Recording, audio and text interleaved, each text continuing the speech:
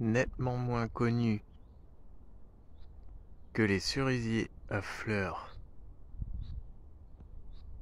les pommiers à fleurs existent aussi en de multiples formes, notamment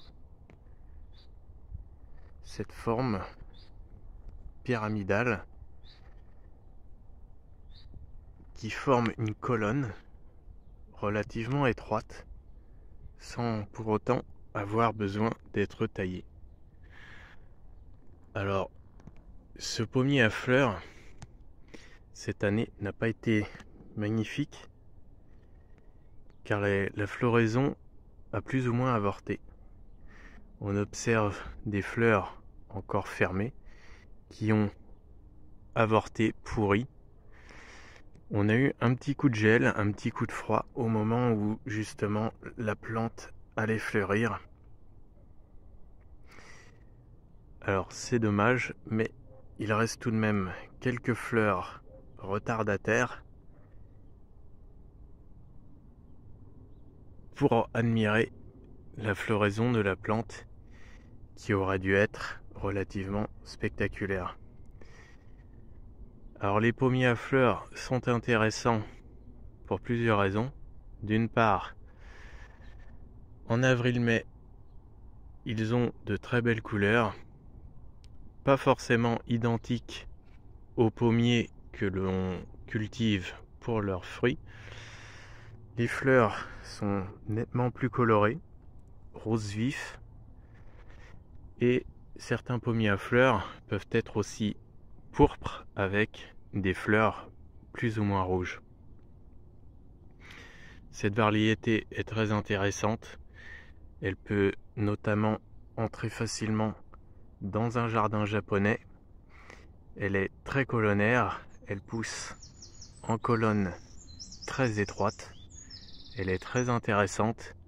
L'avantage d'une plante qui forme une colonne comme celle-ci, c'est qu'elle ne prend pas du tout de place au sol, puisque au sol, elle forme un tronc relativement étroit de seulement quelques centimètres de diamètre.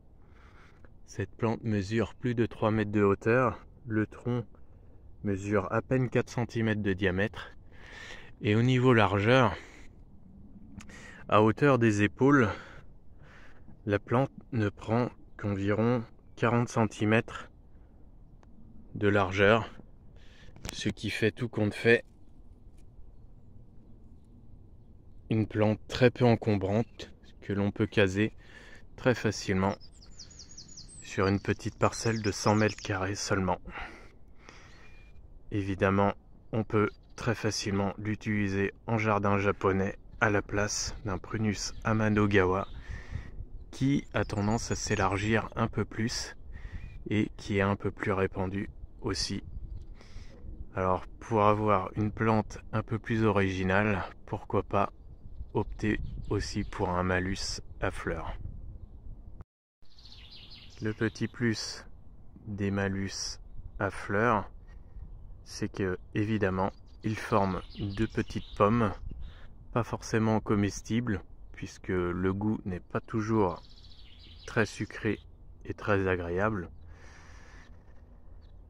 Et les fruits sont souvent particulièrement colorés et très décoratifs et restent très longtemps sur l'arbre, une bonne partie de l'hiver, jusqu'à ce que les oiseaux finissent par vraiment tout manger.